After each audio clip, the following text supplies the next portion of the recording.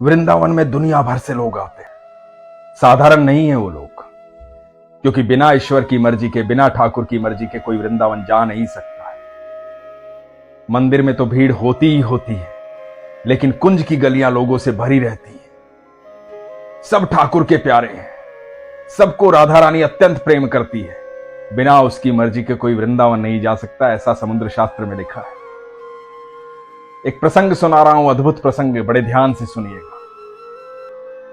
जयपुर की रहने वाली सृष्टि शुक्ला, एस्ट्रोलॉजी, न्यूमरोलॉजी, वास्तुशास्त्र, ये प्रोफेशन है उनका। ठाकुर जी की भक्त हैं, बेहद प्यार करती हैं ठाकुर जी से।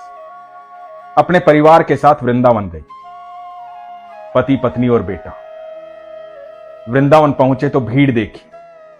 भीड़ थोड़ी नहीं होती वहां, कुंज की गलियां लोगों से भरी होती हैं। बहुत भीड़ होती है वहां। सब ठाकुर के चाहने वाले, सब प्रेमी हैं। चारों तरफ राधे राधे राधे राधे राधे राधे, बाके बिहारी लाल की जय, बाके बिहारी लाल की जय, बाके बिहारी लाल की जय, ये आवाज गूंजती रहती है। उसी भीड़ में ये परिवार जा रहा था। सृष्टि बताती है कि एक वृद्ध औरत आई। उसने मुझसे कहा कि अपना हाथ दिखाओ। मैंने हाथ खोला। उसने तुलसी के 2 पत्र मेरे हाथ पर रख दिए। उसके बाद वो बोली कि दक्षिणा दो। मैंने पर्स में हाथ डाला और मेरे पास 10 रुपए थे। मैंने वो 10 रुपए उस वृद्धा को दे दिए।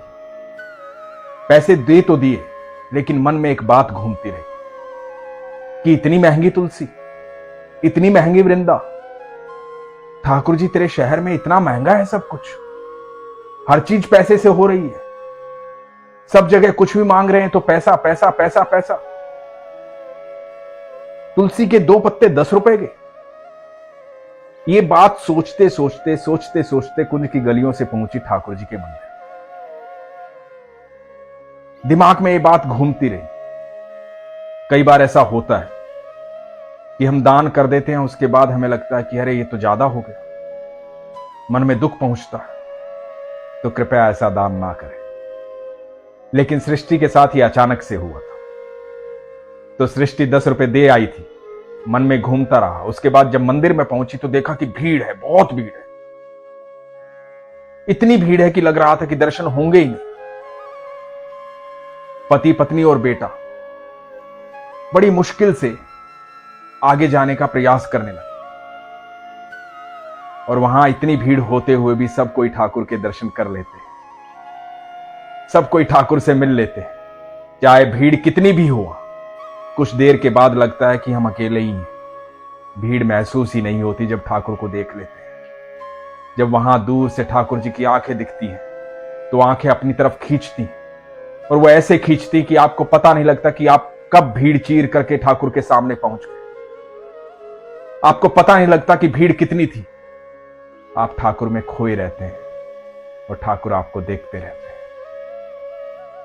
सृष्टि भी आगे बढ़ रही थी, ठाकुर जी को देख रही थी। इतनी भीड़ थी, उसके कारण मन में फिर से सवाल आ रहा था कि भीड़ भी कितनी है, कैसे लोग आते हैं, कितनी भीड़ हो जाती है। ऊपर से 10 रुपए ले लिए, वो भी 2 तुलसी के पत्र के। मन में ये चल ही रहा था। इतने में सामने देखती है ठाकुर जी को। पास में गोस्वामी जी खड़े, उनके हाथ में एक बड़ी सी माला है, तुलसी की माला, वृंदा की माला। इतनी बड़ी माला कि पूरा आदमी खड़ा हो जाए, करीबन करीबन 6 फीट की। इतनी बड़ी माला गोस्वामी जी के हाथ में, जो बिहारी जी की माला है। और यहां मन में यह सवाल चल रहा है कि इतना महंगा हो गया है तुलसी का पत्र कि 2 पत्र 10 रुपए में आए।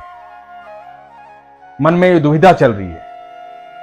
इसी दुविधा के बीच में ठाकुर जी को देखती है और उधर से गोस्वामी जी वो 6 फुट की तुलसी की माला इतनी भीड़ में फेंकते हैं और माला आकर के गिरती है सृष्टि के गले।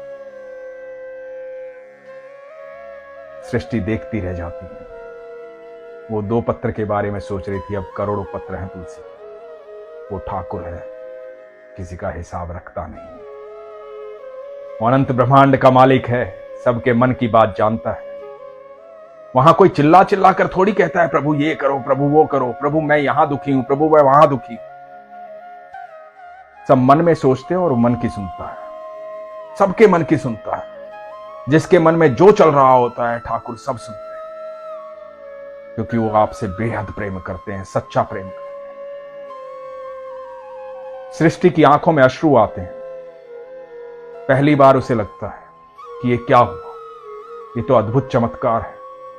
ठाकुर मेरे मन की बात सुन रहे थे।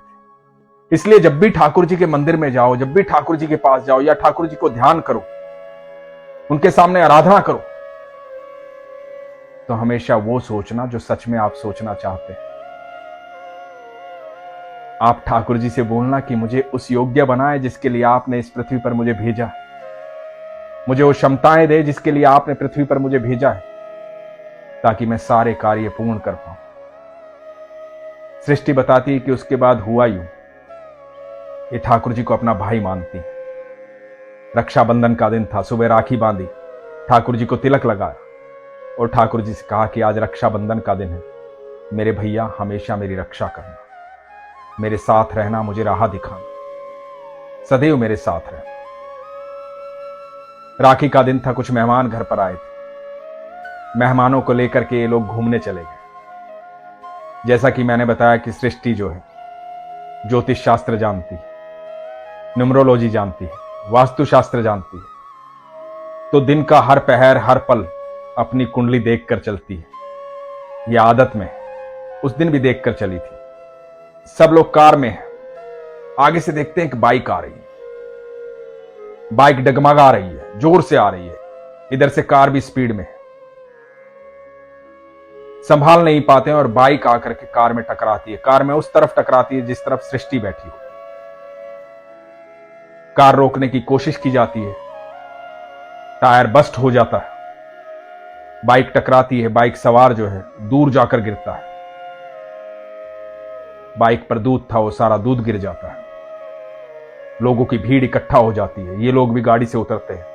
किसी को चोट नहीं लगी है, खरोच नहीं आई है, बस टायर बस्ट हुआ है। जाकर उस आदमी को देखते हैं, वो भी सुरक्षित है, लेकिन बहुत ज्यादा शराब पिए हुए। वो गलती में था, उसने गुनाह किया था, उसको तो उसका परिणाम मिला।